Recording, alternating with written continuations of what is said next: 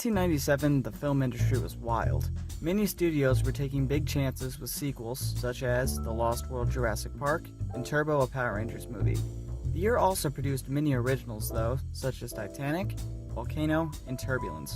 It's a wild ride. Yeah, I'm not kidding, that was actually a film. It's about a plane or something, I don't really know.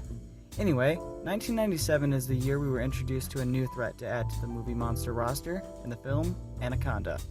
Anaconda features a truly late 90s, early 2000s cast, with the main characters played by none other than Jennifer Lopez, Ice Cube, Jon Voight, Eric Stoltz, and I'm not even going to attempt that last name, and Owen Wilson.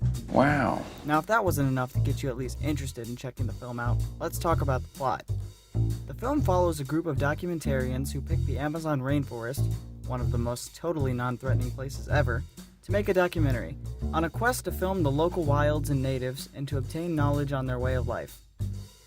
The main characters' plans then get interrupted shortly after beginning their journey, as a broken down, rickety old boat, that I'm surprised was still even floating at this point, passes them by. The boat carries one passenger, a mysterious man, Jon Voight's character, as the rest of our characters then rescue him and have him join their ship. Little do they know that was a terrible choice. Anyways, the crew, now with this man, continue their journey through the African rainforest waters and hit some snags. One of the expedition leaders, Eric Stoltz, tries to explore the underwater life or something and is attacked, but by what? He is then seen freaking out as two of the crewmen jump overboard to try and save him. They get him just in time and he's now in very critical condition. They then put him below deck to recover. Things only get more action-packed and dangerous from this point on. The crew then continue on with their adventure. Yeah, I'm serious. They continue on.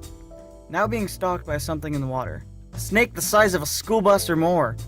The crew, now aware they are in danger, press on in hopes of catching the creature on tape to become rich. Meanwhile, Paul Cerrone, Jon Voight's character, begins to start some turmoil amongst the crew members. A few more attacks happen with more and more violence, resulting in the death of Owen Wilson's character, Gary Dixon. It's no good to be dead! Ka-chow! But this also gives us a closer and more detailed look at the giant snake. The crew now realize their mistake in pressing on and are now trying to escape. Little do they know, there is no escaping this creature. More attacks ensue until we are just left with Jennifer Lopez's character, Terry Flores, Ice Cube's character, Danny Rich, and Jon Voight's character, Paul Cerrone. Paul Cerrone shows his true colors as he attacks one of the shipmates and is about to kill Terry for trying to shoot the Anaconda. His true motive is to tranquilize the snake no matter the cost, and get rich from either selling or researching it. Eric Stoltz's character, Stephen Cale, then makes a recovery out of nowhere and attacks Paul. Paul then gets grabbed by the Anaconda and sinks below the water. The remaining crew takes Stephen back below deck to recover, and they head on trying to find a way out. Terry, Danny, and Stephen stop at a dock, only with Terry and Danny getting out to explore. Here they find weapons and old crates. Little do they know the trap they've walked into. Paul jumps out of nowhere, as a lot of things in this film do, and it results in a final showdown at the dock.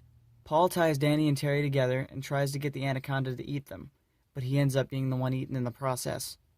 Terry and Danny now escape, killing the Anaconda in the process, and head back to the boat. The three alive crew members now sail off and make it to the native village they were seeking in the first place, and the credits then roll. Overall, this film is pretty solid. It has a good cast, okay plot, and pretty good effects for the time.